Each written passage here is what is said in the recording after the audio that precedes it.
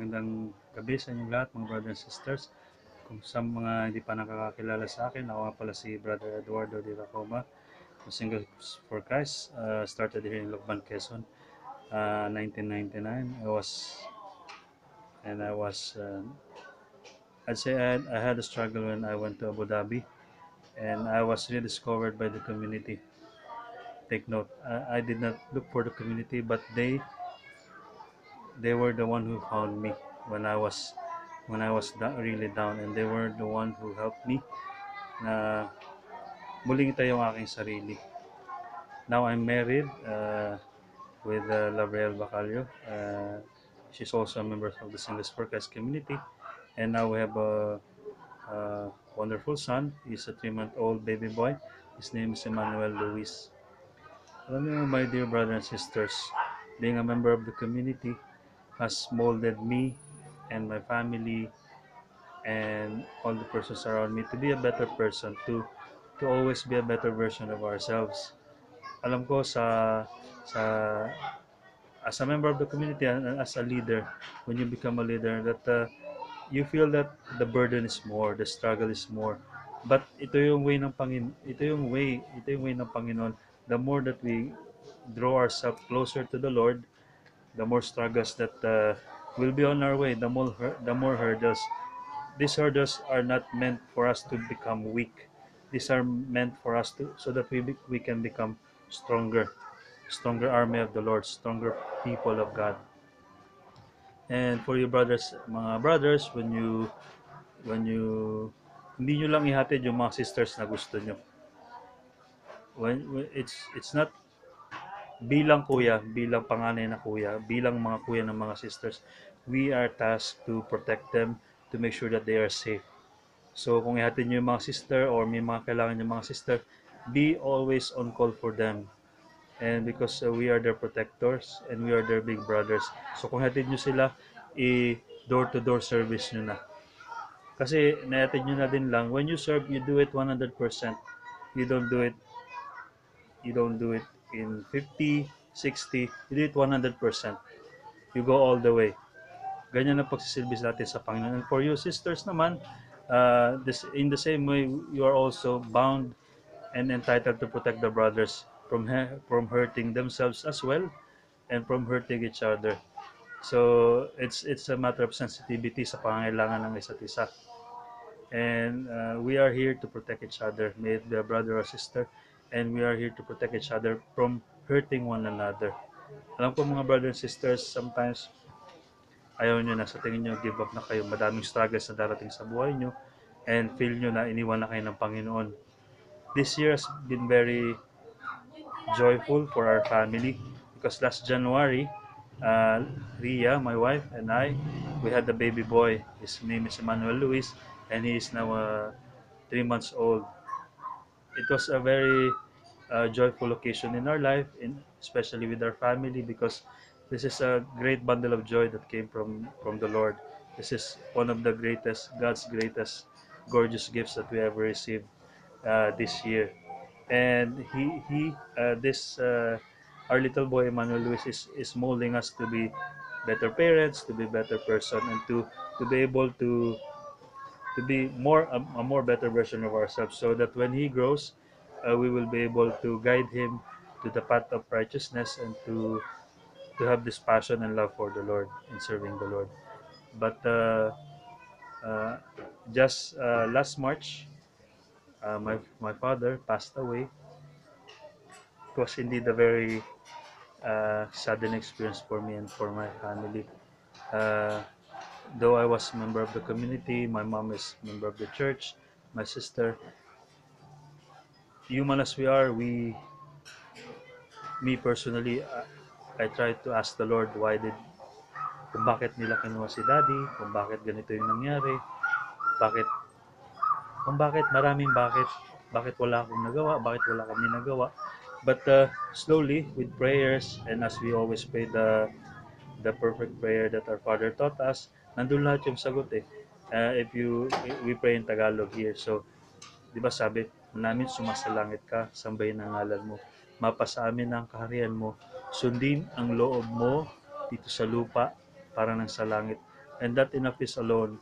If we really believe in God, if we really believe in His plans, that we should embrace and we should fully trust in our Lord. Yes, our faith was shaken a little bit, but slowly with prayers, with the support of the community, with the support of the Singers for Christ, the Couples for Christ, my workmates, our friends, our families, slowly we're able to accept the plan of the Lord for our family and for our dad. And sabi nga nung mga pare and mga madre dito when they are consoling us that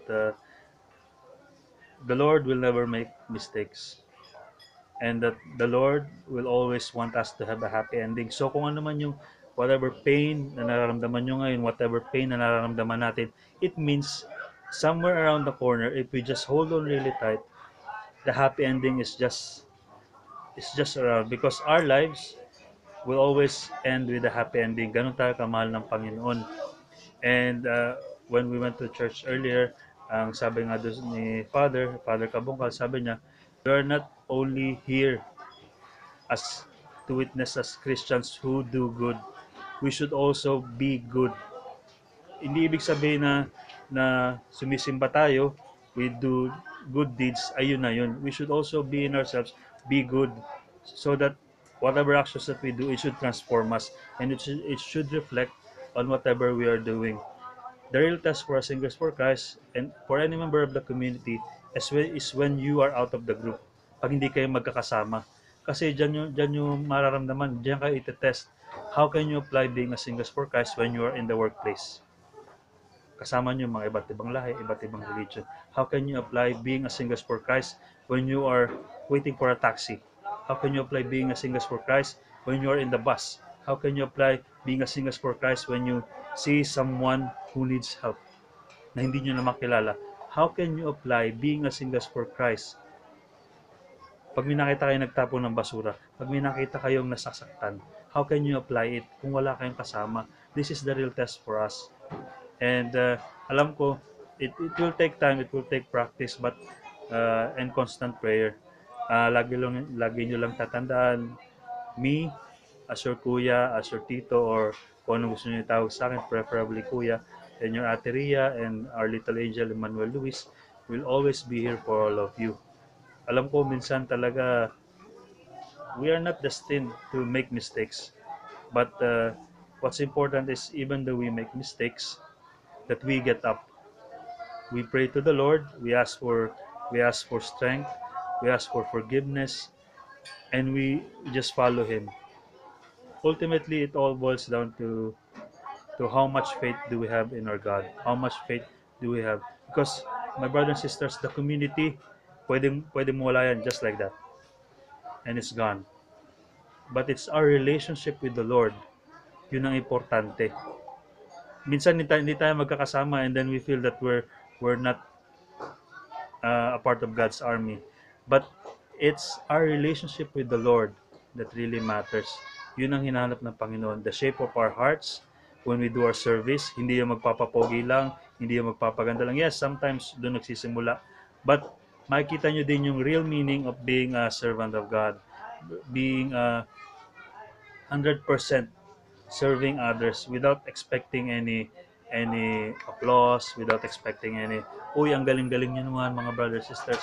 Sometimes you just do it not to please the other persons or not to please yung babae na gusto nyo o yung mga brother na gusto nyo, but whatever service you do in the community is to please our Father, to please our Creator, to please Jesus Christ. So my brothers and sisters, medyo mahaba na to. And pasensya na medyo madilim. Uh, ang parting message ko lang, let us always believe in God, believe in the Lord, believe in our prayers, believe in our faith, believe that everything is possible because Christ is with us. Pag masaya tayo, nandiyan siya. Pag malungkot tayo, nandiyan siya. And the community is a way. Sabi nga, siguro alam na ito ng iba. Paano nyo ba malalaman kung gaano tayo kamahal ng Panginoon? For example, alam niyo na siguro yung kwento ng electric fan. Ang electric fan, kung walang power, it's just an electric fan. Tama?